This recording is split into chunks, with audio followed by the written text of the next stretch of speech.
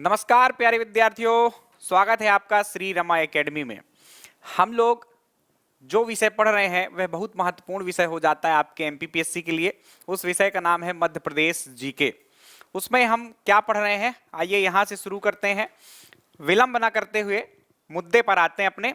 हमारा जो सिलेबस है, पहला यूनिट आपने देखा होगा, उसका पहला बिंदु आपने देखा होगा, उसमें एक बात लिखी हुई है प्रमुख राजवंश। तो वो प्रमुख राजवंश कौन से हैं, यहाँ पर पूरी सूची लिख दी है मैंने, क्या आपको पढ़ना चाहिए, हम क्या पढ़ चुके हैं, इसके साथ जान लेंगे कि आज हमें क्या पढ़ना है। इनमें से जो सारे प्रमुख राजवंश हैं इनको भी मैंने विभाजित कर दिया है। कुछ पूर्व मध्यकालीन राजवंश हैं, कुछ मध्यकालीन है और कुछ आधुनिक कालीन है। तो आज तो हम आधुनिक कालीन राजवंश पढ़ने वाले हैं, जिसमें आपका होलकर वंश, सिंधिया वंश और भोपाल रियासत होगा। लेकिन इसके पहले हमने क्या पढ़ा है उसको भी देख लीजिए, और कहीं ना कहीं कनेक्शन हमारा वहीं से आएगा। तो आपको यह बात याद रखनी होगी कि इस लेक्चर को देखने से पूर्व आप उनको देख लें तो ज्यादा बेटर स्थिति में होंगे। बाकी आपकी जैसी इच्छा। पूर्व मध्यकालीन राजवंशों में हमने चंदेल वंश, परमार वंश, कलचुरी वंश और कच्छप घात वंश को अच्छे से कंप्लीट किया था। उसके अतिरिक्त मध्यकालीन राजवंशों में मालवा में जो स्वतंत्र मुस्लिम सत्ता स्थापित होती है उसमें गौरी वंश, खिलजी वंश और अफगान वंश की बात हमने की थी। उसके अतिरिक्त आपके गोंड वंश, बुंदेल वंश, बघेल वंश और तोमर वंश को हमने कंप्लीट किया था। आज हमारा जो टॉपिक होगा वह कौन सा होगा, आधुनिक कालीन राजवंश, जिसमें होलकर, सिंधिया और भोपाल रियासत की बात हम करने वाले हैं। तो चलिए प्यारे बच्चों शुरू करते हैं। आधुनिक कालीन राजवंश को समझने के पूर्व थोड़ा सा अब पृष्ठभूमि की ओर चलते हैं। क्या क्या जानकारियां आपको देख लेनी चाहिए पहले से या पता होनी चाहिए। संभवतः आपको बातें पता भी होंगी क्योंकि आप तैयारी कर रहे हैं तो कुछ पढ़कर आए होंगे या कि स्कूल लाइफ में कहीं ना कहीं आपने पढ़ा होगा। एक मानचित्र बना लेते हैं और उसमें समझेंगे कि कहां पर ये राजवंश शासन कर रहे हैं। ऐसा एक सामान्य चित्र आप समझिए और बेहतर बनाने का प्रयास आपको करना है। हालांकि प्रीलिम्स में ऐसा कोई महत्वपूर्ण नहीं है ये मैप बनाना, लेकिन मेंस में इंपॉर्टेंट हो जाएगा। हमने पिछली क्लास में देखा था इस बघेल खंड रीजन में कौन शासन कर रहा था, बघेल वंश। इनकी सत्ता समाप्त नहीं होती है, यहां पर शासन संचालित होता रहता है, यह बात आपको पता होगी। उसके अलावा जो बुंदेल खंड है हमारा, यहां पर आपके बुंदेला शासक शासन कर रहे थे। मुख्यतः मध्यकाल में ही उनको पढ़ा जाता है।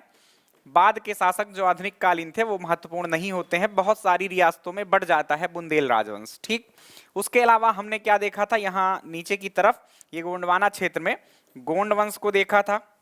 उसके अतिरिक्त उत्तरी मध्य प्रदेश में हमने तोमर राजवंश को पढ़ा था। ये जो मालवा और निमाड़ का क्षेत्र है, यहां पर मुगलों का शासन आ जाता है, और मुगलों की जब सत्ता कमजोर होती है तो यहां पर मराठों का शासन स्थापित होता है। यह बात आपको भारतीय इतिहास के दृष्टिकोण से याद रखना होगी। हमने क्या पढ़ा था, यहां पर कुछ जो मुस्लिम सत्ता थी आपकी, जैसे कि अफगान वंश जिसमें बाज बहादुर था अंतिम शासक, आपको याद हो पिछले लेक्चर आपने यदि देखा हो, तो बाज बहादुर को 1561-62 में क्या कर दिया जाता है, मुगलों ने समाप्त कर दिया, और यहाँ पर मुगल सूबेदार आ जाते हैं और यहाँ से मुगलों का शासन चालू हो जाता है। आगे चल के मराठाओं का उत्कर्ष होता है और मराठों ने बहुत बड़े क्षेत्र पर क्या कर लिया था, अपना शासन स्थापित कर लिया था।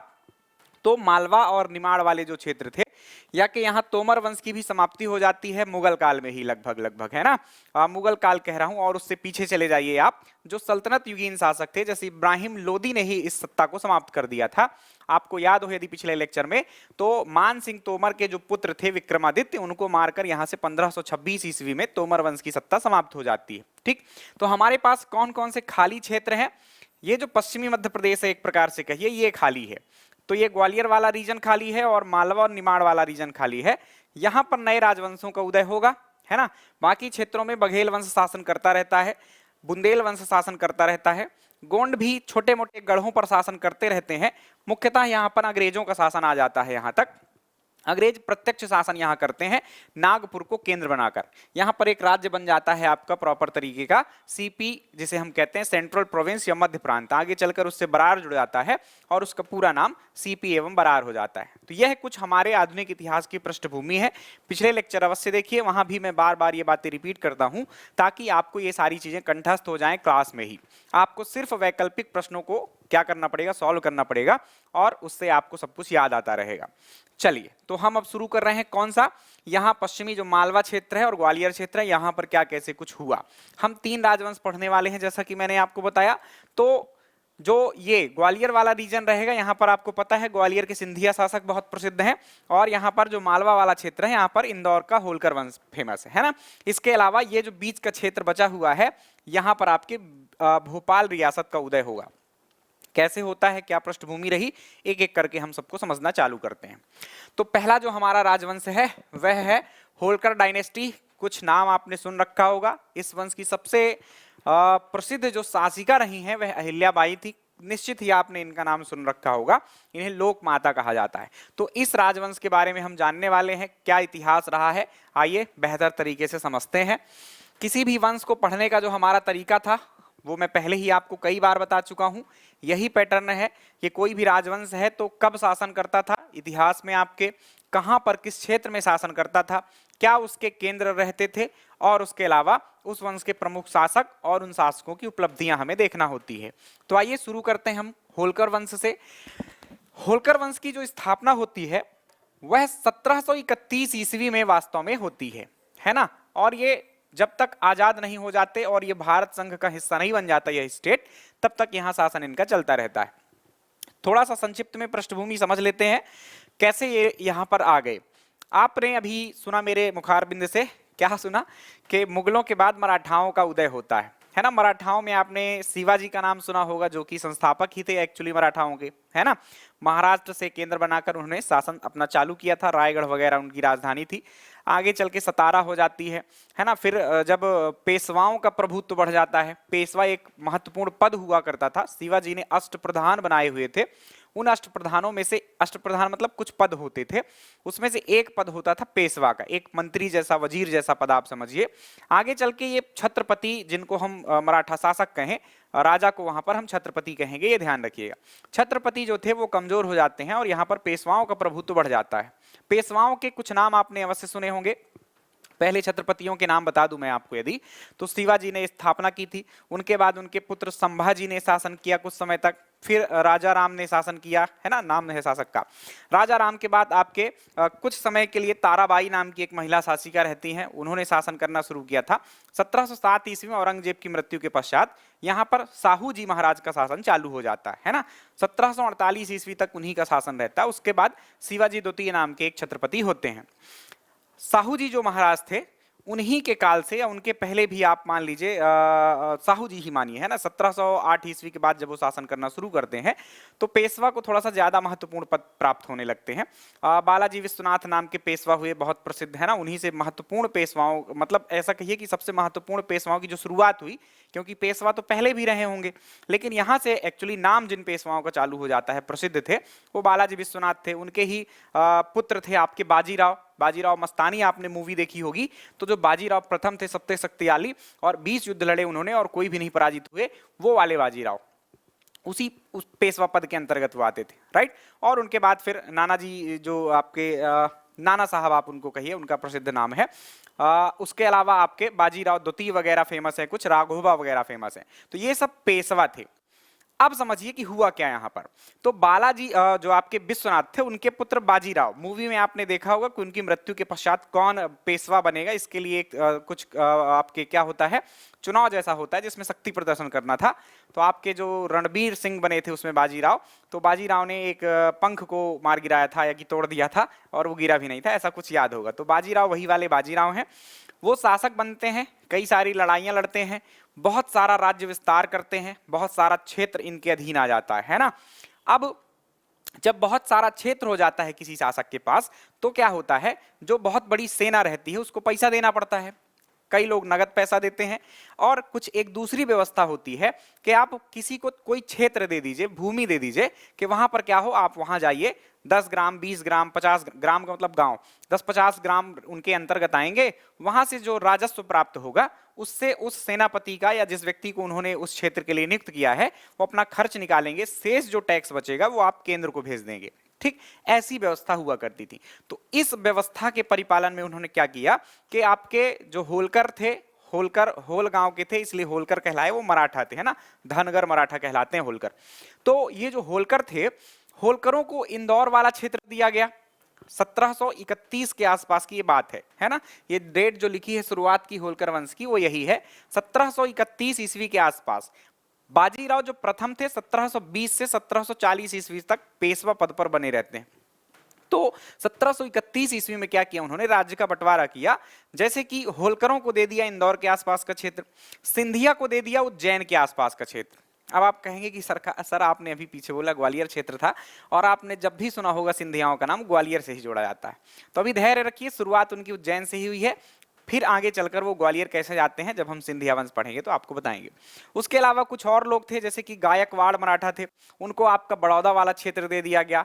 भोसले मराठा थे, उनको आपके नागपुर के आसपास का क्षेत्र दे दिया। तो इस प्रकार से बहुत बड़े क्षेत्र का बंटवारा उन्होंने किया। इसी बंटवारे के फलस्वरूप होलकर और सिंधिया दोनों को ही क्या मिला, एक को इंदौर वाला क्षेत्र मिला और एक को उज्जैन वाला क्षेत्र मिला। तो ये पृष्ठभूमि होलकर और सिंधिया दोनों के लिए समान है। आगे जब मैं सिंधिया वंश आपको पढ़ाऊंगा तो वहां पर यह पृष्ठभूमि आपको नहीं पढ़नी है। क्लियर? तो आइए अब एक एक करके चालू करते हैं हम होलकर वंश को।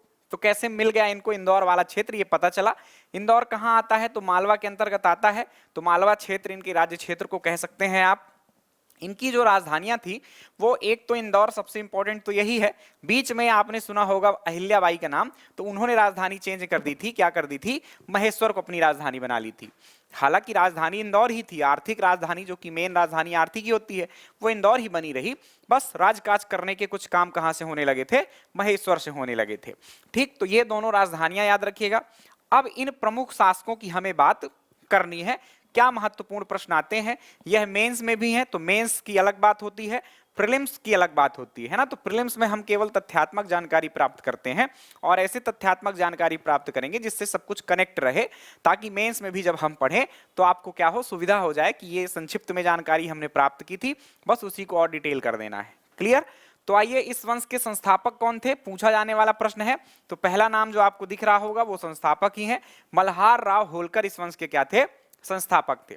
1731 ईस्वी में जब ये यहाँ आए थे इंदौर के आसपास, तो यहाँ पर इन्होंने क्या किया था, और केवल मराठों के पूर्णतः अधीन रहकर काम ही किया। ये एक सेनापति थे, मल्हार राव होलकर क्या थे, एक सेनापति थे। उनके छोटे से पद मतलब सैनिक के रूप में भर्ती होते हैं, और आगे चलकर अपनी शक्तियों के बल पर, या कि अपनी जो शक्ति थी वो कहीं ना कहीं युद्ध में एक्चुअली दिखाना है। कई सारे युद्ध जो लड़ते थे मराठे, उसमें ये अपनी बहुत सारी विजय दिलवाई आपके मराठाओं को। तो इसके कारण इनका जो है तो पद बढ़ता गया, और एक महत्वपूर्ण सेनापति के रूप में ये अस्तित्व में आते हैं। तो मल्हार राव होलकर को आगे चलकर क्या इंदौर वाला क्षेत्र दे दिया जाता है। किंतु एक घटना घटित होती है आपके मराठाओं के इतिहास में, 1761 में वह घटना घटती है, पानीपत का तृतीय युद्ध। याद रखिएगा, पानीपत का तृतीय युद्ध 1761 में होता है। अहमद शाह अब्दाली के साथ यह युद्ध होता है। इसमें मराठा साम्राज्य जो है वो छिन्न भिन्न हो जाता है, बहुत बुरी तरह से ये पराजित हो जाते हैं। कुछ बहुत सारे लोग तो मारे ही गए, जो लोग बचे थे, जिनको वो क्षेत्र दिए गए थे, वहां आकर वो अपना शासन संचालित करना शुरू कर देते हैं। ठीक, तो ये जो डेट लिखी हुई है मल्हार राव होलकर की 1761 से, ये आपके पानीपत के तृतीय युद्ध के बाद की बात है ना। मेन यही आप डेट याद रखिएगा, वो पृष्ठभूमि के तौर पर 1731 आप याद रख सकते हैं। ठीक, 1700, अच्छा ये भी ध्यान रखना कि अलग नहीं हो गए एक्चुअली मराठाओं से। पानीपत के युद्ध के बाद आप ऐसा समझो कि यहाँ अलग से वंश अब चालू हो गया, तो ऐसा नहीं है। मराठा संघ का ही हिस्सा थे, कहीं ना कहीं अंग्रेजों से युद्ध होता था तो ये कई बार साथ में लड़े। पर आप जानते हैं कि कहीं भी कितना भी अच्छा परिवार हो, जब अलग अलग हो जाते हैं तो धीरे धीरे मनमुटाव भी चालू हो जाते हैं, तो फिर ये आपस में ही लड़ने लगते हैं। सिंधिया से इनके द्वेष भाव हो जाते हैं, सिंधिया इनसे नफरत करने लगते हैं। और पुणे के जो मराठा थे, मतलब पुणे में पेशवाओं का केंद्र हुआ करता था, तो वो लोग भी केंद्रीय सत्ता एक प्रकार से कहिए उसको, वो लोग भी किसी को अच्छा मानते थे, किसी को बुरा प्रस्तुत करते थे। तो इससे क्या हो गया, मराठा साम्राज्य जो है टूट जैसा गया, और आगे चल के इसी का लाभ अंग्रेजों ने उठाया और मराठा साम्राज्य को ही नष्ट कर दिया। ठीक, तो ये ध्यान रखना है, मराठा संघ शुरू में अच्छा बना रहा युद्ध के पश्चात भी। ठीक, तो मराठा संघ का हिस्सा थे, लड़ाइयां होती थी तो ये लोग जाया करते थे लड़ने। तो 1761 से 1766 तक ये रहे। इनकी कुछ खास बातों की बात कर लें, यहीं पर कर लेते हैं, बहुत कुछ अगली स्लाइड में जाने की जरूरत नहीं है। पहली बात तो ये ध्यान रखना कि 1718 ईस्वी के आसपास क्या होते हैं, ये एक सैनिक के रूप में मराठा सेना में भर्ती, मराठा सेना में भर्ती। बहुत सारे बच्चों की शिकायत है कि मेरी राइटिंग अजीब सी है, तो राइटिंग ठीक है, वो यहाँ पर लिखने में अब जल्दी लिखना है, समय भी बहुत नहीं लेना है आपका, इसलिए ऐसा आ जाता है। बाकी मैं सारी बातें बोलता हूँ वो तो बस थोड़ा सा समय लेने के लिए, ताकि आपके दिमाग में और वो बात रिपीट हो सके और आपको वहीं पर याद हो जाए।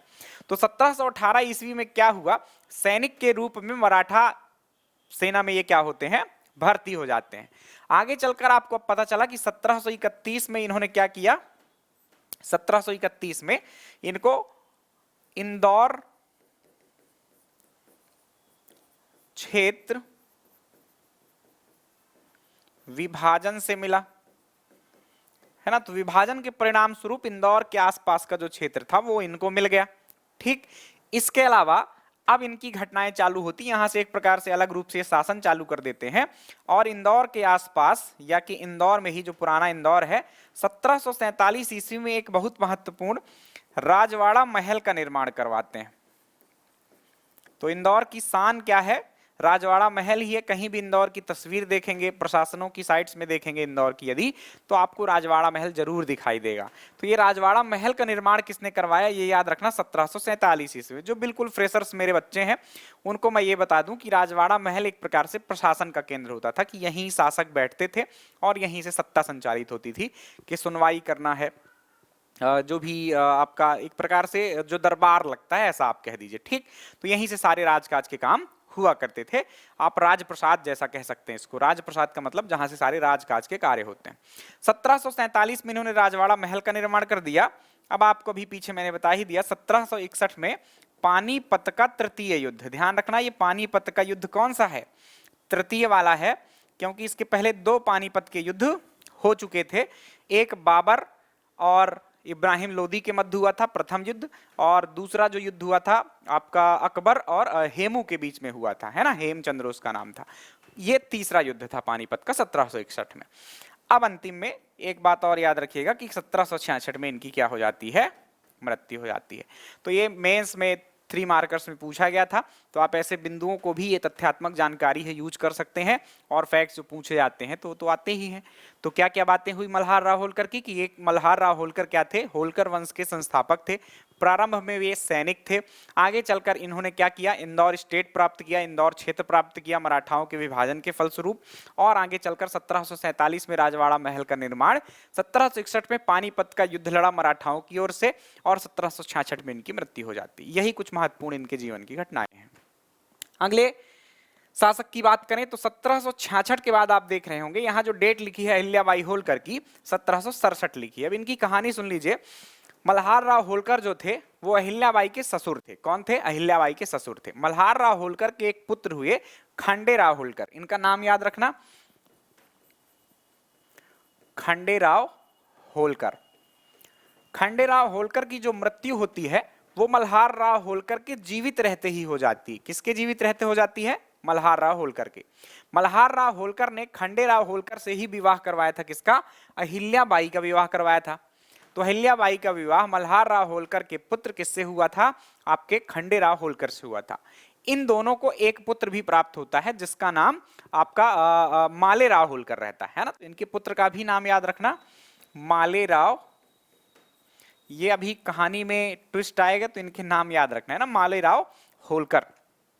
यहां तक बात स्पष्ट है। पुत्री भी थी इनकी, है ना, तो आपको पुत्रियों से क्या ही करना है। मुक्ताबाई इनकी पुत्री का नाम था, यशवंतराव फड़से इनके दामाद का नाम था। तो मल्हार राव होलकर की जब मृत्यु हुई तो खंडेराव तो पहले ही बेचारे चल बसे थे, है ना, तो उनके पुत्र मालेराव हुए। मालेराव एक संक्षिप्त अवधि के लिए, यहाँ पर जो गैप दिख रहा है आपको टाइम का, यहाँ पर मालेराव शासक बनते हैं, है ना। लेकिन किस्मत देखिए माता अहिल्याबाई की, उनके पुत्र की भी मृत्यु हो जाती है। और ऐसी विकट पर क्यों प्रसिद्ध है, देखो इनकी कुछ घटनाएं, ऐसा नहीं पढ़ लेंगे हम कि बहुत सारी लड़ाइयां लड़ी और ये कर दिया वो कर दिया, ऐसा कुछ नहीं किया इन्होंने। नाम फिर भी आप देखते हैं कि इतिहास में अमर है इनका। तो क्या कारण है, इस परिस्थिति को समझिए आप, कि ससुर की मृत्यु हुई हो, कुछ समय बाद या के पहले तो पति की मृत्यु हो गई, फिर जो आधार थे ससुर की भी मृत्यु हो जाए, और फिर पुत्र की भी मृत्यु हो जाए। टूट जाता है व्यक्ति ऐसी परिस्थितियों में। अहिल्याबाई के साथ ऐसा नहीं हुआ, उन्होंने उस परिस्थिति को क्या है मजबूती से सामना किया और शासन संचालन प्रारंभ किया। तो यहाँ पर अहिल्याबाई होलकर ने होलकर राजवंश की जो सत्ता थी उसकी बागडोर स्वयं संभाली। 1767 से 1795 तक बहुत बढ़िया शासन किया, शांतिपूर्ण शासन किया। जो राजनीति चल रही थी मराठों के बीच उससे दूर रही, अपना काम शांतिपूर्वक करती रही, प्रजा के हित में जो भी कार्य हो सकते थे वो खूब सारे किए। तो आइए अब अहिल्याबाई होलकर के बारे में हम बातें कर लेते हैं। अहिल्याबाई होलकर, टाइम ड्यूरेशन तो आप देख ही रहे हैं, इनके कुछ काम आपको देख लेना है कि क्या क्या किया इन्होंने। तो सबसे पहले तो यह देख लीजिए, एक व्यक्ति हैं जो कि अगले शासक भी बनेंगे, तुकोजी राव होलकर को सेनापति बनाया।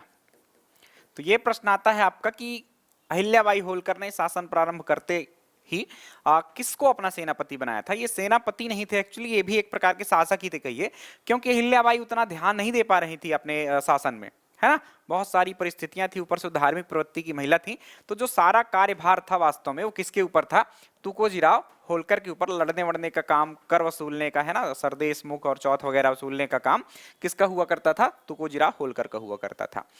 तो इनको अपना सेनापति बनाया। इन्होंने अपनी राजधानी जो है वो भी परिवर्तित कर ली और अपनी राजधानी किसे बनाया, महेश्वर को बनाया। किसको बनाया, महेश्वर को अपनी राजधानी भी बना लिया। महेश्वर को राजधानी, महेश्वर नर्मदा नदी के किनारे स्थित है, वहां पहले से ही अकबर के काल का एक पुरानी प्राचीरें बनी हुई थी, उसी को ही मॉडिफाई वगैरह करके बढ़िया सा किला और वहां पर राजवाड़ा वगैरह है ना, राजवाड़ा वहां पर भी है, लेकिन वो थोड़ा सा बहुत ही पुराने टाइप का है, खपरेल वगैरह वहां पर छाई हुई है। वास्तव में सुनने वगैरह का काम जो करती थी, मतलब दरबार वगैरह लगता था, वो अहिल्याबाई का तो वहीं लगता था, है ना, लेकिन मुख्य काम इंदौर से अभी भी हो रहे थे। तो राजधानी इन्होंने महेश्वर बनाई है, याद रखिएगा आप लोग। मेन राजधानी अभी भी इंदौर ही थी, पर पूछा जाता है आपसे कि किसने महेश्वर को राजधानी बनाई, तो याद रखिएगा। इसके अलावा इन्होंने क्या किया अब इनके काम जो है वो बहुत सारे सांस्कृतिक कार्य हैं, तो सुनना ज्यादा है और लिखना कम है। इनको पहले तो जान लीजिए, लोक माता कहा जाता है। क्या कहा जाता है, पूछा जाए कभी कि लोक माता के नाम से किन्हें जाना जाता है, तो लोक माता अहिल्याबाई। आप हमेशा ये नाम निकलता ही है। क्यों कहते हैं, बहुत सारी उपलब्धियां थी, प्रजा के लिए बहुत सारे इन्होंने काम किए। क्या काम किए, जैसे कि न्याय व्यवस्था बहुत सुदृढ़ की। अब न्याय में फैक्ट कोई है नहीं, बस आप समझिए ऐसा कि अदालतें वगैरह स्थापित की, न्याय के लिए समर्पित थी। कई सारी कहानियां मिलती हैं, अब उन कहानियों पर नहीं चलना है हमको, बस ऐसा समझ लीजिए कि न्याय के लिए बहुत शानदार काम की। प्रशासन को भी इन्होंने सुदृढ़ किया, सुनवाई वगैरह बढ़िया से होने लगी, जनता इनसे खुश रही। यहाँ पर कुछ लुटेरे प्रवृत्ति के लोग हुआ करते थे, उन लुटेरों को इन्होंने समाप्त करवाया अपने राज्य से, ताकि प्रजा शांति से रह सके।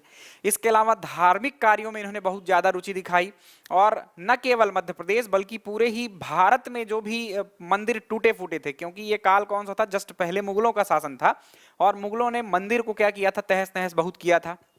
तो जितने भी प्राचीन मंदिर थे, तोड़े गए थे मुगलों के काल में, उनको क्या करवाया, पुनर्निर्माण करवाने का कार्य किया।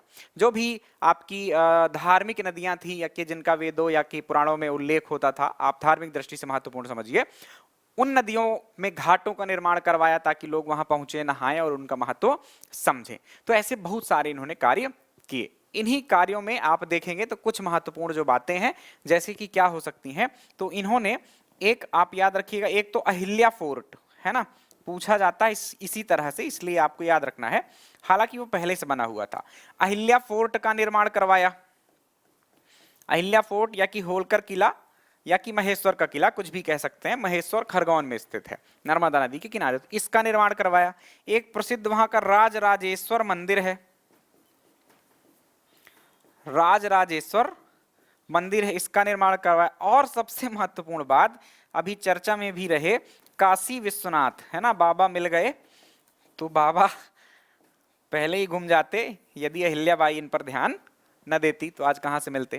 तो काशी विश्वनाथ मंदिर को बहुत नष्ट कर दिया गया था, तो काशी विश्वनाथ मंदिर का पुनर्निर्माण करवाने के श्रेय किसको जाता है, आपकी माता अहिल्याबाई को ही जाता है। तो ये बहुत इंपॉर्टेंट बात है। 1777 ईस्वी में इन्होंने आपके काशी विश्वनाथ मंदिर, जो कि वाराणसी में स्थित है, इसका पुनर्निर्माण करवाया। ये निर्माण कार्य थे। एक और महत्वपूर्ण बात इनके बारे में यह याद रखिएगा, महेश्वरी साड़ियां जो फेमस हैं, महेश्वरी साड़ियां जिनको जीआई टैग भी मिल चुका है, ये इन्हीं के काल में जो है तो क्या हुई, बनना शुरू हुई थी। महेश्वर या किनका जो राज्य था उसकी विशेषताओं को साड़ियों पर उकेरवाना शुरू किया इन्होंने। मतलब ये हस्त से बनती हस्तशिल्प कला की देन है एक तो पहली बात। तो हाथ से साड़ियां बनती थी, हथकरघा उद्योग के लिए ये महत्वपूर्ण था। उसमें जो डिजाइन वगैरह बनाए जाते थे वो क्या थे, एक तो धार्मिक चीजें ही ज्यादातर उसमें जोड़ी जाती थी। तो ये एक विशेष बात हो जाती है। सामान्य साड़ियों में कुछ नॉर्मल सी ही कलाकृतियां बनाई जाती हैं, लेकिन इन्होंने अपने राज्य की विशेषताओं को गिरवाना शुरू किया।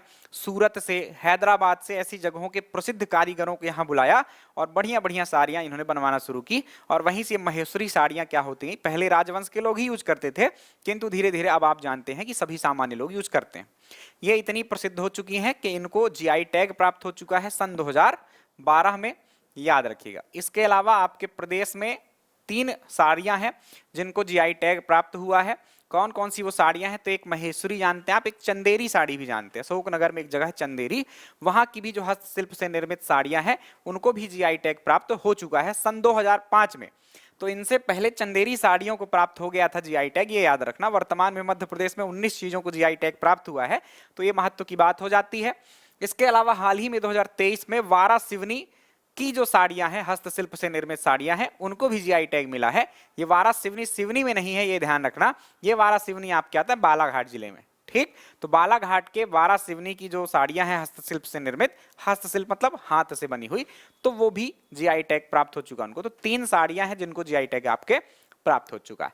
तो ये कुछ बात थी आपके अहिल्याबाई होलकर की, ठीक। अहिल्याबाई होलकर की 1795 ईस्वी में क्या हो जाती है, मृत्यु हो जाती है। और इनके स्वर्गवास के बाद इन्हीं के जो सेनापति थे तुकोजीराव होलकर, ये कोई सेनापति ऐसे दूसरे व्यक्ति नहीं थे, इन्हीं के परिवार के ही थे, है ना। तो अब इनके कोई था नहीं वंशज, मतलब इनके पुत्र वगैरह, तो तुकोजीराव होलकर जो कि इनके परिवार के ही थे, अच्छा शासन संचालन कर रहे थे, तो उनको बना दिया जाता है। इनका बहुत कम समय तक क्या रहा, शासन में योगदान रहा, और 1797 ईस्वी में इनकी भी सत्ता समाप्त हो जाती है। इनका सिर्फ नाम आप याद रखिएगा, बाकी इनके बारे में कोई तथ्यात्मक बात नहीं है। तो आइए 3 शासकों के बाद हम अब अगले शासक पर चलते हैं। मल्हार राव होलकर हो गए, अहिल्याबाई होलकर हो गई, तुकोजीराव होलकर हो गए। अब अगले जो शासक हैं हमारे वह है आपके यशवंत राव होलकर। इनको कई बार जसवंत राव भी कहा जाता है। तो यशवंत राव होलकर प्रथम, ये महत्वपूर्ण बात है, ये प्रथम वाले हैं क्योंकि आपके यशवंत राव होलकर आगे भी आएंगे। जैसे कि लास्ट अंतिम शासक जो हैं वो भी यशवंत राव होलकर ही हैं, है ना। तो ये प्रथम थे। 1797 से 1811 ईस्वी के आसपास इनका काल है। अब इनके काल को आप याद करेंगे तो यहाँ पर एक ही खास बात है इनके काल की। वह यह खास बात है कि इनके काल में आंग्ल मराठा युद्ध हुए। आंग्ल मतलब अंग्रेज से है, मराठा मतलब आप जानते हैं। तो ये मराठे जो पुणे से शासन करते थे, है ना, वहां अंग्रेजों से संबंध उनके बिगड़ते हैं। पहला मतलब जो प्रथम आंग्ल मराठा युद्ध था, 3 आंग्ल मराठा युद्ध होते हैं, उसमें से प्रथम आंग्ल मराठा युद्ध 1775 से 1782 ईस्वी के बीच चला था। और यह युद्ध किसके काल में हुआ था, तो अहिल्याबाई के काल में घटित हुआ था। लेकिन अहिल्याबाई के उसमें कोई रोल नहीं था, इसलिए हमने वहां पर उनकी चर्चा भी नहीं की। दूसरे शासकों का रहा, सिंधियाओं का रहा, गायकवाड़ों का रहा, भोसले का रहा, इन सब का रहता था। पुणे के शासक तो मेन थे ही, उनका तो रहेगा ही। और अलग अलग संधियां होती थी। ये अंग्रेज और ये लोग क्या करते थे, लड़ते थे, और फिर क्या होता था, संधियों के तहत, मतलब अंग्रेज ही जीतते थे कहीं ना कहीं, आप ये समझ के रखिए। और संधियां हो जाती थी, कठोर संधियां, और इन्हीं संधियों के द्वारा धीरे धीरे ये लोग जो मराठे थे वो अंग्रेजों के नियंत्रण में आ गए थे, ठीक। तो इनके काल की महत्वपूर्ण घटना क्या है, द्वितीय आंग्ल मराठा युद्ध होना। द्वितीय आंग्ल मराठा युद्ध, ये कब हुआ था, तो ये आप 1802 से लेकर 1804-05 तक मानकर चलिए, ठीक है। ये इस काल में जो द्वितीय आंग्ल मराठा युद्ध होता है, इस काल में ये यशवंत राव होलकर होलकरों की तरफ से लड़े थे। ये लोग मिलकर लड़ते नहीं थे ना, नहीं तो जीत जाते अंग्रेजों से, कोई बड़ी सेना नहीं थी अंग्रेजों की।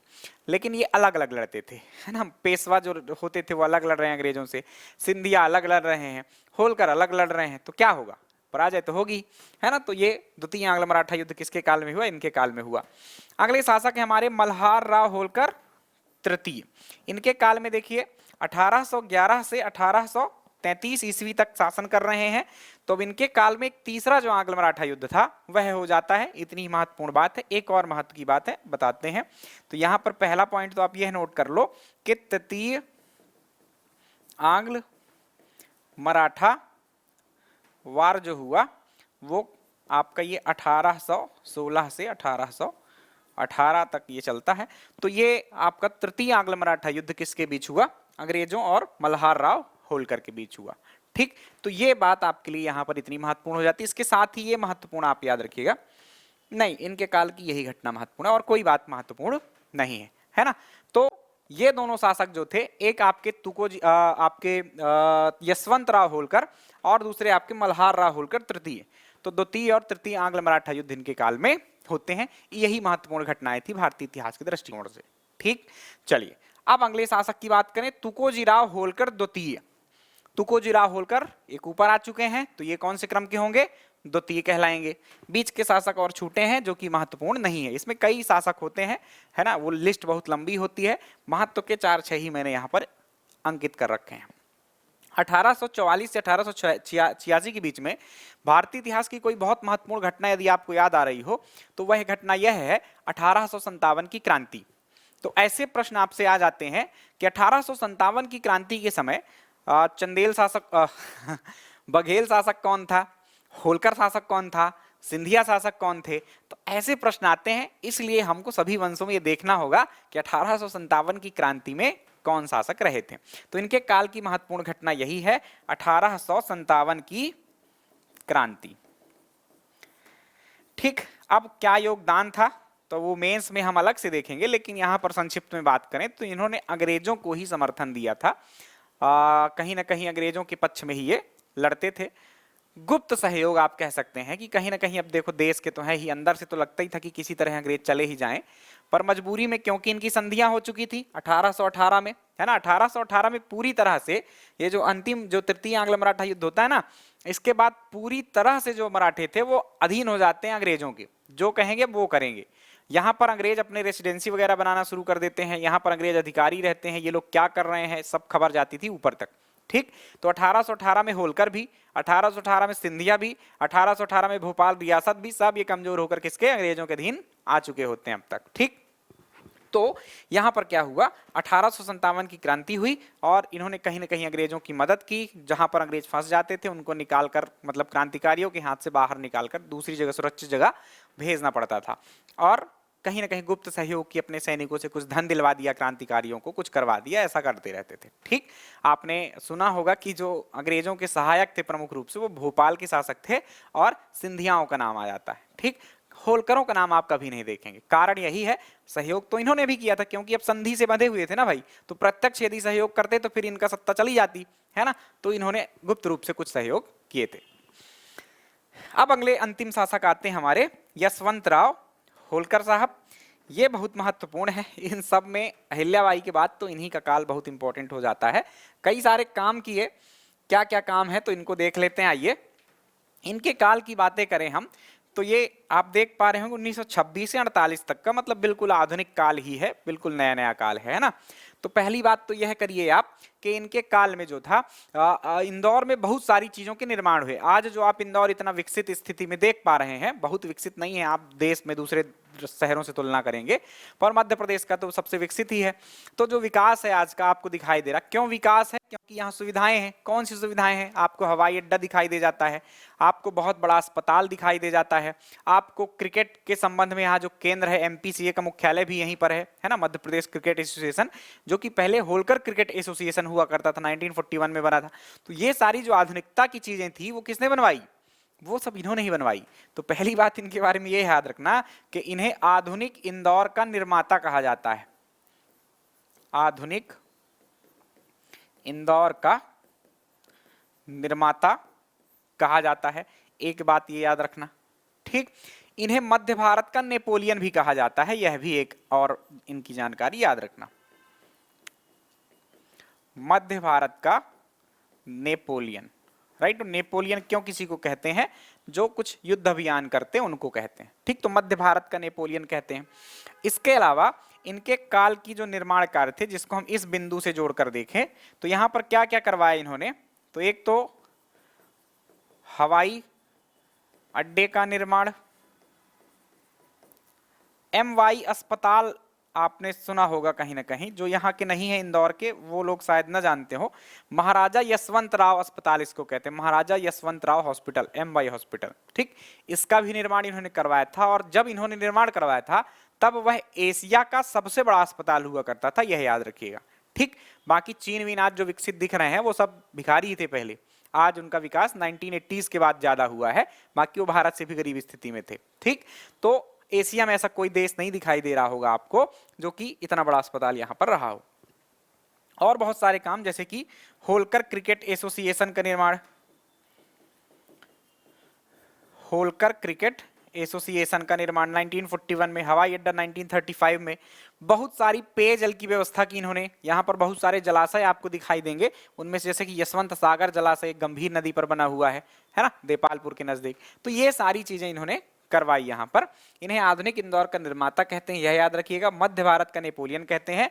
अंतिम बात और याद रखिए कि 1948 में आपको पता है भारत संघ में सभी स्टेट मिल रहे थे। तो जो होलकर था या सिंधिया राजवंश था, ये कहां आते थे? मध्य भारत राज्य के अंतर्गत आते थे। 4 भागों में प्रारंभ में बटा हुआ था हमारा प्रदेश, आज जैसा मध्य प्रदेश नहीं था। जो होलकर और आपके सिंधिया रियासतें थी, ऐसी 26 रियासतों को मिलाकर एक आपका प्रदेश बनाया गया था जिसका नाम था मध्य भारत। पार्ट बी में वो शामिल हुआ था क्योंकि देश में श्रेणियों में बटे हुए थे राज्य, ठीक है। तो उस भारत संघ में मिलाने का काम, भारत संघ मतलब भारत राज्यों का एक संघ होगा, आपने पॉलिटी में पढ़ा होगा। तो भारत संघ में मिलाने का कार्य किसने किया? आपके यशवंतराव होलकर ने ही किया। और यशवंतराव होलकर को उस टाइम पर उपराज्यपाल बनाया गया था, या कि उपराज प्रमुख कहिए, आप ऐसा शब्द यूज करिए। राज प्रमुख किसे बनाया गया था? तो ग्वालियर के जो जीवाजीराव सिंधिया थे उस टाइम पे शासक, उनको राज प्रमुख बना दिया गया था इस स्टेट का, और इनको उपराज प्रमुख बना दिया गया था, ठीक। क्योंकि दोनों समकक्ष थे, दोनों को एक पद तो मिल नहीं सकता, तो एक को उपराज प्रमुख और एक को राज प्रमुख, तो ये उपराज प्रमुख थे। ये बातें थी संक्षिप्त में आपके होलकर राजवंश के बारे में। आप अब प्रीलिम्स के संबंध में कोई भी प्रश्न लगाइएगा, इन कहानियों से बाहर कुछ नहीं जाने वाला है ना। मेंस में थोड़ा सा वृहद रूप में हमको पढ़ना होगा, तो उसके लिए तैयार रहिएगा। जब आपका प्रीलिम्स निकल जाएगा तो फिर मेंस में भी मिलेंगे आपसे। चलिए अब हम अगले राजवंश की बात करने वाले हैं। अगला राजवंश है हमारा होलकर राजवंश, सॉरी सिंधिया राजवंश। सिंधिया राजवंश की पृष्ठभूमि हमने जान ही ली है। ये ध्यान रखिए कि तस्वीरें जो हैं बहुत सुंदर सुंदर सी। भारत का नेपोलियन यशवंतराव होलकर, एक्चुअली मध्य भारत आप याद रखिएगा। भारत के नेपोलियन, आप ऐसा कोई तथ्य नहीं बनेगा आपसे, भारत का नेपोलियन कभी पूछा जाए तो समुद्रगुप्त को ही लगाना है आपको, ये ध्यान रखिएगा। तो ये मध्य भारत के नेपोलियन थे, ऐसा कहिए। आइए आगे चलते हैं सिंधिया राजवंश की ओर। सिंधिया राजवंश देखो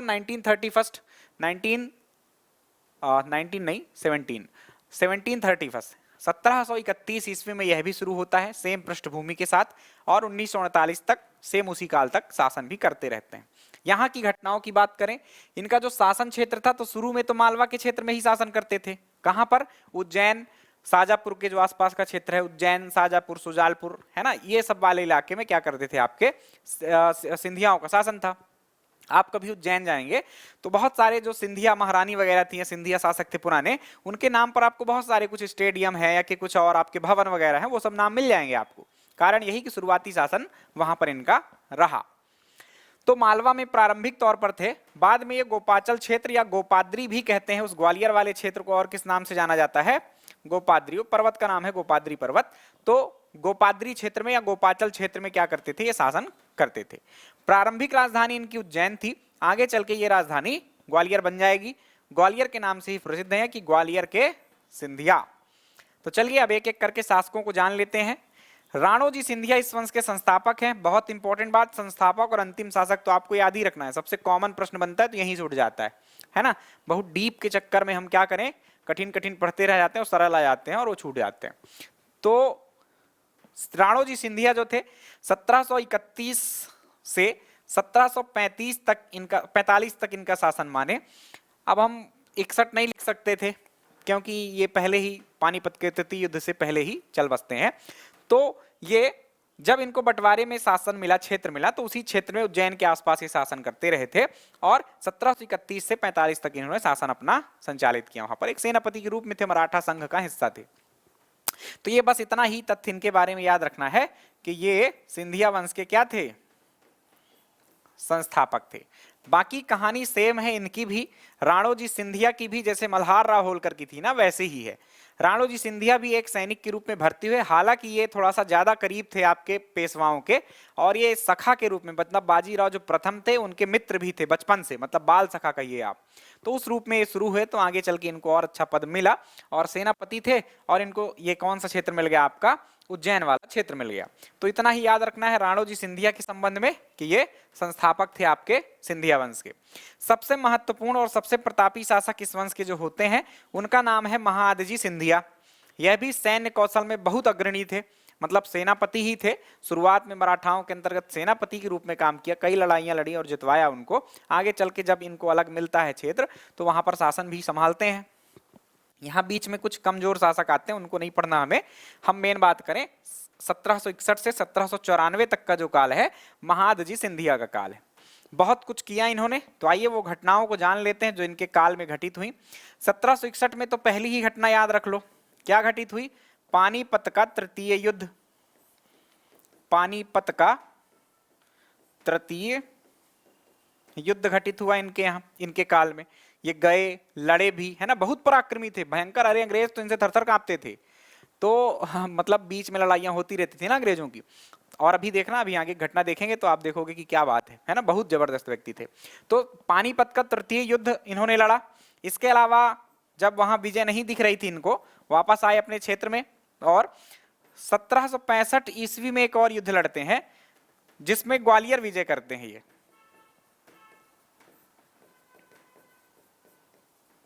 ग्वालियर विजय किससे, वहां पर भिंड में जाट शासक आ चुके थे जिनका नाम लोकेंद्र सिंह जाट था।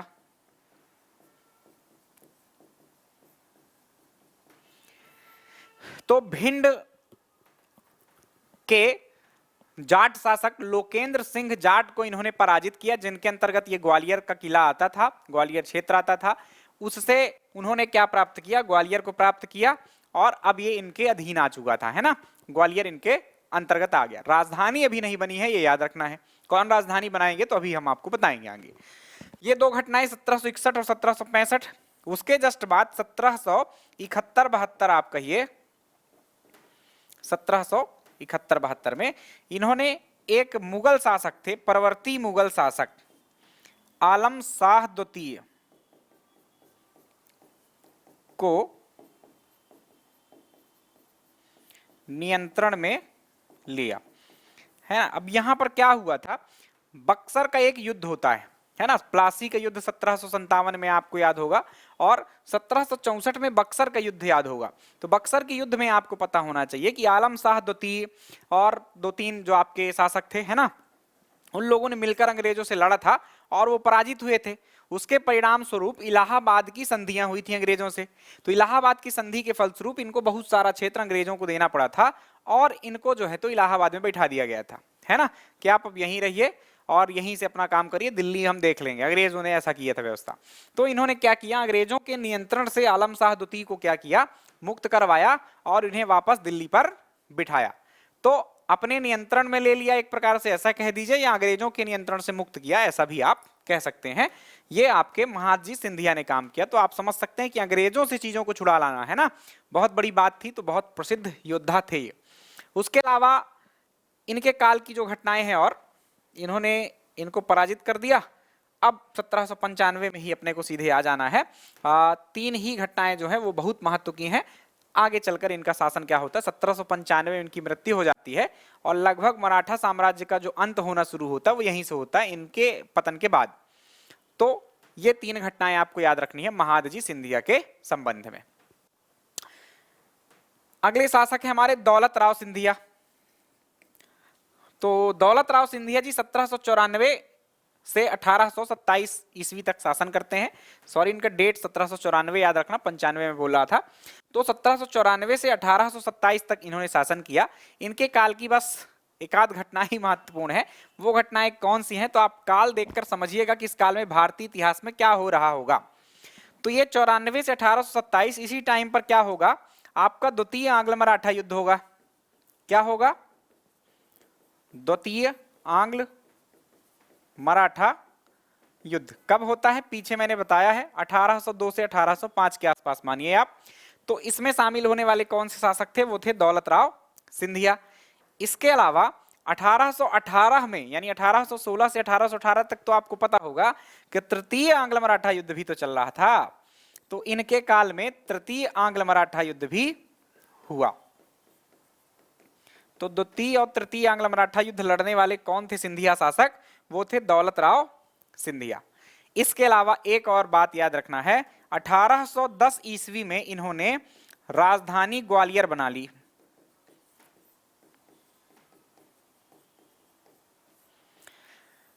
तो जो राजधानी आपकी क्या थी? उज्जैन, वो राजधानी अब स्थानांतरित होकर कहां पहुंच गई? ग्वालियर। ये बहुत इंपॉर्टेंट प्रश्न है, पूछा जाता है कि निम्नलिखित में से कौन से शासक थे जिन्होंने क्या किया? अपनी राजधानी उज्जैन से ग्वालियर स्थानांतरित की। तो इनके बारे में यही तथ्य है जिनको आपको याद रखना है। इसके अलावा अगले शासक आते हैं जयाजीराव सिंधिया। अब इनके बारे में बहुत कम तथ्य रहेंगे। जयाजीराव सिंधिया का काल देख लीजिए आप, 1843 से 1886 ईस्वी का जो काल है, यह आपका कौन सा काल है? इसमें आपका 1857 का समर होता है। 1857 के काल में या क्रांति के काल में, पहले स्वतंत्रता संग्राम के काल में कौन आपके सिंधिया शासक थे? तो जयाजीराव सिंधिया थे। इन्होंने अंग्रेजों का साथ दिया।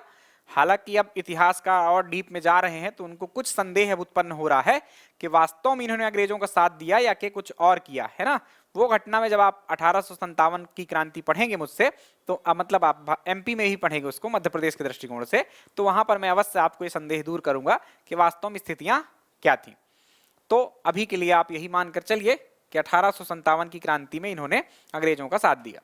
माधवराव सिंधिया का बस नाम याद रखना है आपको और कुछ नहीं याद रखना है, टाइम ड्यूरेशन याद रखिएगा। जीवाजीराव सिंधिया अंतिम शासक होते हैं इस वंश के, 1925 से 1948। इस काल में क्या क्या हुआ? तो ये जब राजा बनते हैं या कि इनके जब पिता की मृत्यु होती है, तब ये अल्पायु थे, छोटे थे।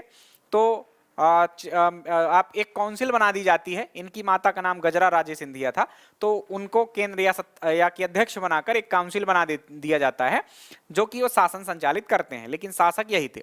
1936 में जो है तो इनको महाराज के पूर्ण अधिकार प्राप्त होते हैं, मतलब ये 1936 में राजा बनते हैं। 1936 में।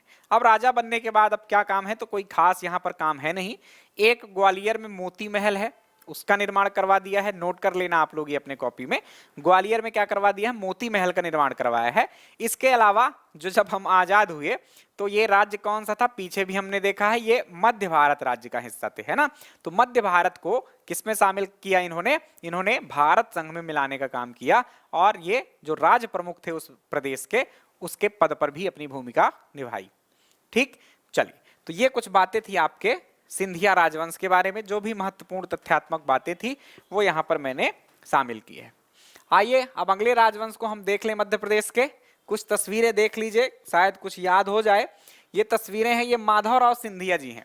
माधवराव सिंधिया कौन थे? तो ये ध्यान रखिएगा, एक माधवराव सिंधिया मैंने पीछे दिखाया, ये वाले माधवराव सिंधिया नहीं थे, ये दूसरे थे, पुराने वाले व्यक्ति थे। आगे चलकर जब हम आजाद हो जाते तो जीवाजी राव सिंधिया के पुत्र है ना, जो अंतिम शासक होते हैं, उनके पुत्र का भी नाम क्या रहता है? माधवराव सिंधिया। ये आपके एक राजनेता थे, पहले जनसंघ पार्टी से जुड़े थे और बाद में कांग्रेस से जुड़ जाते हैं। इनके ही पुत्र आप देख पा रहे होंगे यहाँ पर स्क्रीन में, इनके ही पुत्र थे आपके ज्योतिरादित्य सिंधिया, जो कि वर्तमान में उड्डयन मंत्री हैं, है ना। तो इनके बारे में इतना याद रखिएगा। अभी इनकी पूरा खानदान ही राजनीति में है। यशोधरा राजे सिंधिया भी मध्य प्रदेश में खेल मंत्री हैं। उसके अलावा आप इनकी बड़ी बहन मतलब यशोधरा राजे की याद हो आपको, वसुंधरा राजे सिंधिया, जो कि आपके राजस्थान की पूर्व मुख्यमंत्री थी। अब देखिए शायद सत्ता चेंज हो, वापस से वही मुख्यमंत्री बनेगी यदि भाजपा की सरकार राजस्थान में आती है। तो ये कुछ इनका परिवार है। ये जय विलास महल है, इसको अच्छे से देख लीजिए, यहीं पर ये परिवार रहता है, बहुत फेमस है, म्यूजियम बना दिया गया है इसको। यहीं परिवार भी एक हिस्से में रहता है और एक हिस्से को संग्रहालय में बदल दिया गया है। इसका निर्माण किसने करवाया था? तो जो 1857 की क्रांति के समय जयाजीराव सिंधिया थे, उन्होंने ही इसका निर्माण करवाया था। एक बात और याद रख लीजिएगा, हालांकि यह बात पर्यटन में हम पढ़ेंगे तो उसको डीप में समझेंगे कि इसका आर्किटेक्चर क्या है, इसके कौन वास्तुकार थे, किसके काल में इसका निर्माण हुआ, ऐसी सारी बातें तो हम जानने ही वाले हैं।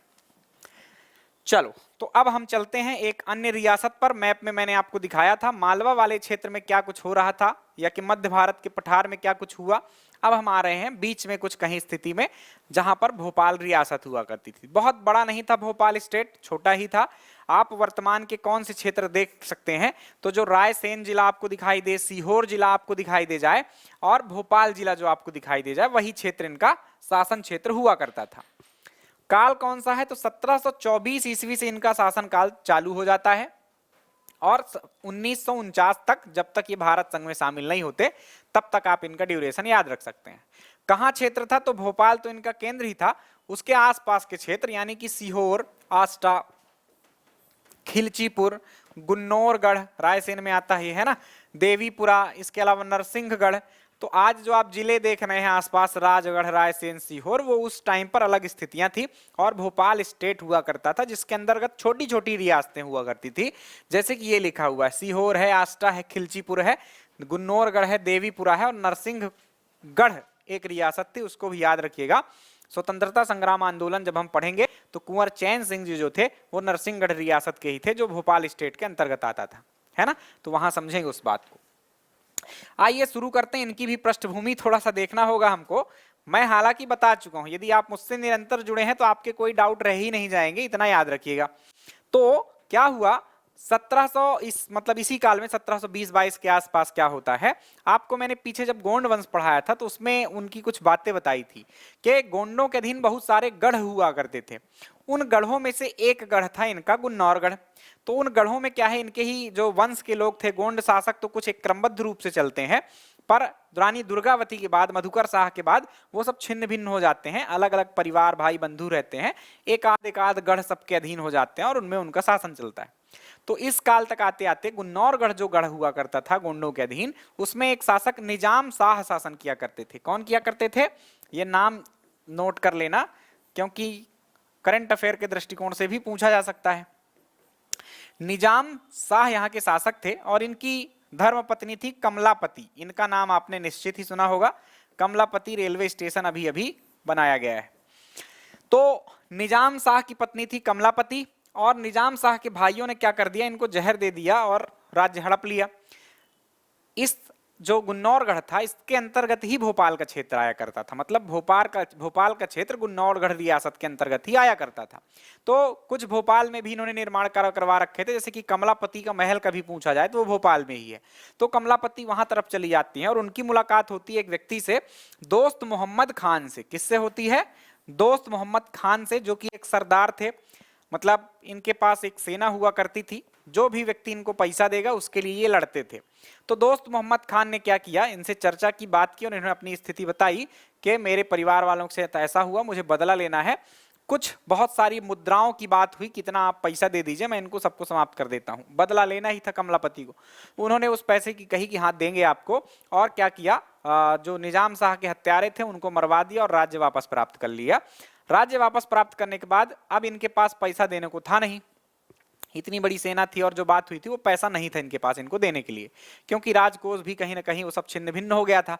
तो पैसा था नहीं, तो इन्होंने क्या किया कि भोपाल राज्य उपहार में दे दिया इनको, कि भोपाल के क्षेत्र में जो भी गांव आते हैं, यहां से जो आपको आय प्राप्त होगी आप रखो, यहीं शासन ही करो तुम लोग, ठीक। तो इस तरह से भोपाल के जो नवाब शुरू होते हैं वो यहां से होते हैं कि दोस्त मोहम्मद खान को भोपाल कमलापति के द्वारा उपहार में दिया गया था। तो आगे चलकर कुछ कहानी में ट्विस्ट भी आ जाता है। कमलापति ने क्षेत्र दे दिया इस्लामपुर को, है ना, जिसका प्राचीन नाम जगदीशपुर था। बहुत इंपॉर्टेंट, जगदीशपुर का अभी जो इस्लाम नगर है भोपाल में, भोपाल जिला यदि यहां पर है तो इसके उत्तर में 20 किलोमीटर आप चले जाओगे तो इस्लाम नगर मिल जाएगा आपको। तो इस्लाम नगर इन्होंने क्या किया, राजधानी बनाया, जिसका प्राचीन नाम जगदीशपुर था। मतलब जगदीशपुर नामक एक जगह थी, उसको अपना सत्ता का केंद्र बनाया, उसका नाम तुरंत ही चेंज कर दिया, इस्लाम नगर कर दिया इन्होंने, है ना। तो इस इस्लाम नगर का हाल ही में मध्य प्रदेश सरकार ने नाम चेंज करके वापस से जगदीशपुर कर दिया है। यह एक करंट अफेयर की दृष्टि से यह बात इंपॉर्टेंट हो जाती है, तो इसको याद रखना है आपको। इस्लाम नगर इनकी क्या हो गई, राजधानी हो गई। भविष्य में आगे चलकर ये राजधानी भोपाल बन जाती है, ठीक। अब यहां पर होता क्या है कि जो कमलापति थी इन्होंने उपहार में दे दिया था, बाद में दोस्त मोहम्मद खान कमलापति को ही चाहने लगता है कि अब तुम मेरी हरम में आ जाओ, है ना, उसकी स्थिति तो जान रहा था कि अब कितनी है, कोई अब उतने अंदर तक जुड़ चुका है, उसने ही तो हरा कर राज्य दिया था, तो अब कमजोरी का तो पता ही है। तो बोला कि अब तुमको हरम में आना होगा मेरे, है ना। कमलापति ने इनकार कर दिया इस बात से। कमलापति के पुत्र थे एक, मतलब निजाम शाह और कमलापति के, नवल शाह, है ना। तो नवल शाह को इन सब बातों से बड़ा क्रोध आता है और भोपाल में एक जगह इनका युद्ध होता है। भोपाल में जहां पर युद्ध होता है वहां पर इतना कत्लेआम मचाया दोस्त मोहम्मद खान ने और उनके पुत्र को भी मार दिया कि वहां पर पूरी रक्त रंजित हो गई वह पहाड़ी। तो आज उस पहाड़ी का जो भी भोपाल के बच्चे हैं मेरे विद्यार्थी, वो आप जानते हो लाल घाटी जो नाम से एक जगह है, वो लाल घाटी नहीं नवल शाह के खून के कारण ऐसा लाल है। कहते हैं कि वो लाल हो गई थी, इतना रक्त गिरा था। तो जैसे ही नवल शाह की मृत्यु का समाचार कमलापति को प्राप्त होता है, कमलापति क्या करती हैं, वहां जो कमलापति महल बना हुआ है छोटे तालाब के किनारे, ठीक, छोटा तालाब है वहां पर, बड़ा तालाब छोटा तालाब, तो छोटे तालाब के किनारे जो कमलापति महल है उसमें उन्होंने जल समाधि ले ली। कहते हैं 6-7 मंजिला है वो, लेकिन अब उसमें 1-2 मंजिल ही दिखाई देती है, शेष मंजिलें नीचे हैं। तो नीचे तो कोई जा नहीं पाता, पानी भरा हुआ है वहां पर। कुछ ऐसी व्यवस्था कमलापति ने कर रखी थी कि कुछ दिक्कत आएगी तो बस ये गेट का पानी सीधे अंदर आ जाएगा, कुछ ऐसा कर रखा था उन्होंने। तो पानी अंदर चला जाता है और वहीं कमलापति नीचे ही अपने कमरों में रहती हैं और वहीं जल समाधि ले लेती हैं। यहीं से गोंड वंश की कमलापति कहानी समाप्त हो जाती, शुरू होती है कहानी भोपाल के नवाबों की। दोस्त मोहम्मद खान इस नवाब वंश का संस्थापक था, ऐसा कहिए आप, इसको संस्थापक के तौर पर याद रखना। 1728 तक ये यहां से शासन करता है। आगे चल के कुछ शासकों के नाम बस याद रखना और कोई काम की बात नहीं है। यार मोहम्मद खान ये शासक बनते हैं, फैज मोहम्मद खान ये शासक बनते, कोई मतलब नहीं इनसे, नाम भूल भी जाओ तो कोई परेशानी नहीं है, बस थोड़ा सा 2-4 नाम तो याद ही रखें, वो इंपॉर्टेंट हो जाता है। उसके बाद इसके बाद और कुछ शासक होते हैं ना। फिर उसके बाद आपको क्या देखने को मिलेगा, यहां पर कुछ महिलाओं के नाम आपको दिखाई दे रहे होंगे, कुदसिया बेगम, सिकंदर जहां बेगम, सुल्तान शाहजहां बेगम, जहान बेगम, है ना, खुसरो जहां बेगम। तो इस तरह से कुछ आपको बेगमों के नाम दिखाई देते हैं, इसे भोपाल में बेगम काल कहा जाता है, ठीक है। तो बेगमों का काल, ऐसा कुछ प्रश्न भी आते हैं मेंस वगैरह में, तो आपको इसको प्रीलिम्स के दृष्टिकोण से अभी कंप्लीट करना है। फिर भोपाल की बेगमों के काल पर टिप्पणी कीजिए, ऐसा मेंस में प्रश्न आएंगे तो उनकी चर्चा अलग से हम करेंगे, ठीक। तो चलिए बेगमों के बारे में जो भी 1-1, 2-2, 3-3 फैक्ट्स हैं उनको जान लेते हैं और इस तरह से हमारा भोपाल राजवंश भी समाप्त हो जाएगा। ये कहां था भोपाल, तो इस मैप में आप इस बात को समझ सकते हैं, ये पूरा पुराना मध्य प्रदेश था, ये सीपी एवं बरार का रीजन था और सीपी एवं बरार का रीजन था। यहां पर आपका पूरा मध्य प्रदेश, यहां पर आपके होलकर और यहां पर आपके सिंधिया हो गए। बीचों बीच एक स्टेट चल रहा था जिसे हम भोपाल स्टेट कह रहे थे, जिसमें आज के रायसेन, राजगढ़ और सीहोर के काफी सारे क्षेत्र आते थे। चलिए आगे बढ़ते हैं, बेगमों के बारे में जाने। तो पहली बेगम जो थी उसका नाम याद रखिएगा, कुदसिया बेगम। क्या नाम था इनका, कुदसिया बेगम। इनका एक और नाम था गौहर बेगम। बस सीधे सीधे टू द पॉइंट फैक्ट्स हैं, याद रखना। 3 अंकों का भी प्रश्न कभी आ जाएगा तो इतना पढ़ लेंगे तो आपको 3 मार्कर्स भी यहीं कंप्लीट हो जाएंगे मेंस के, क्योंकि ये फैक्ट्स हैं सब। तो कुदसिया बेगम का जो नाम है वो एक गौहर बेगम भी है। इसी गौहर बेगम के नाम के कारण आपको एक और बात याद हो जाएगी, इन्होंने एक गौहर महल का निर्माण करवाया था भोपाल में, तो एक निर्माण कार्य इनके नाम से याद हो जाएगा। उसके अलावा इन्होंने जामा मस्जिद का निर्माण करवाया था भोपाल की। जामा मस्जिद, जहां भी इस्लामिक आबादी आपको दिखाई देगी एक ना एक जामा मस्जिद मिल जाएगी। हैदराबाद में मुसलमान शासक रहे तो वहां पर जामा मस्जिद है, दिल्ली में जामा मस्जिद है, आगरा में जामा मस्जिद है, तो जहां भी इस्लामिक सत्ता रही वहां जामा मस्जिद तो आपको मिलेगी। दिल्ली और आगरा की जामा मस्जिद थोड़ा सा प्रसिद्ध है। तो ये भोपाल की जामा मस्जिद जो है और गौहर महल जो है इन्होंने ही निर्माण करवाया, कुदसिया बेगम, जिनका एक उपनाम है गौहर बेगम। एक और बात कि ये पहली भोपाल की महिला शासिका थी, है ना। तो पहली बेगम कौन थी ऐसा कभी पूछा जाए तो गौहर बेगम या के कुदसिया बेगम, इनका नाम याद रखना है। अगली बेगम की बात करें तो सिकंदर जहां बेगम थी। सिकंदर जहां बेगम का आप काल देखेंगे तो इस काल में एक महत्वपूर्ण घटना आपके यहाँ घटित होती है और वह होती है 1857 की क्रांति। तो 1857 की क्रांति के दौरान भोपाल की शासिका या शासक कौन थे या नवाब कौन थे ऐसा कभी पूछा जाए तो नवाब सिकंदर जहां बेगम थी, यह याद रखिएगा। इन्होंने भोपाल में मोती महल और मोती मस्जिद का निर्माण करवाया, है ना। तो जहां भी इस्लामिक सत्ता रही होगी, कुछ एकाध जैसे अपवाद पीछे छोड़ दीजिएगा, मोती महल का निर्माण भी ग्वालियर में करवाया था मैंने, है ना। तो वो तो दूसरे उद्देश्य के साथ, मोतियों जैसा चमकता हुआ, क्योंकि सफेद रंग उनको बहुत पसंद था इसलिए उन्होंने करवा दिया था। बाकी ज्यादातर इस्लामिक शासन जहां रहा वहां मोती मस्जिद भी आपको मिल जाएगी, बुरहानपुर में मिल जाएगी आपको, उसके अलावा दिल्ली में मिलेगी, आगरा में मिलेगी। तो ये सब जहां इस्लामिक सत्ता रही वहां मिलते हैं। तो भोपाल के मोती महल और भोपाल के मोती मस्जिद का निर्माण किसने करवाया? तो ये निर्माण कार्य करवाया है आपके सिकंदर जहां बेगम ने। तो ये बातें सिकंदर जहां बेगम के बारे में याद रखना। अगली शासिका थी हमारी शाहजहां बेगम। शाहजहां बेगम के काल की दो बातें, एक तो इन्होंने भोपाल के पास ही एक नगर शाहजहानाबाद बसाया अपने नाम पर, और सबसे इंपॉर्टेंट तथ्य इनका यह है कि ताजुल मस्जिद इनके ही काल में निर्मित हुआ। ताजुल मस्जिद जो कि भारत का सबसे बड़ा मस्जिद है, किस दृष्टि से? बैठक क्षमता की दृष्टि से। तो बैठक क्षमता की दृष्टि से सबसे बड़ा मस्जिद भारत का कौन सा है?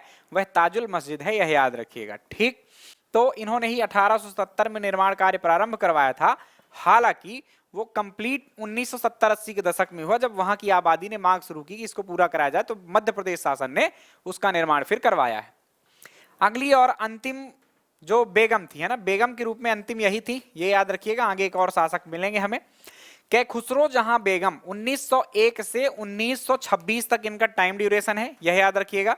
और इनका एक नाम था खतरनाक सा, ये याद रखना, सुल्तान जहां तो ठीक है ही, सुल्तान जहां बेगम अन्य नाम याद रखना, सरकार अम्मा इनको कहा जाता था। क्या कहा जाता था? सरकार अम्मा। ये बढ़िया प्रश्न है, बनता है कि निम्नलिखित में से भोपाल की किस बेगम को सरकार अम्मा के नाम से जाना जाता है?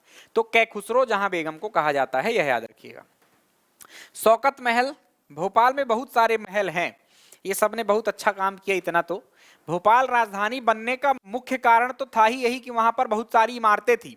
इन नवाबों ने इतना काम कर दिया था, इमारतें बहुत सारी थी, इतनी विशाल नहीं थी, छोटी छोटी छोटी छोटी बहुत सारी इमारतें हो गई, जिससे क्या है प्रशासनिक कार्य आसान हो जाते हैं। प्रशासन के लिए बहुत सारे कमरे चाहिए होते हैं, बहुत सारी जगहें चाहिए होती हैं।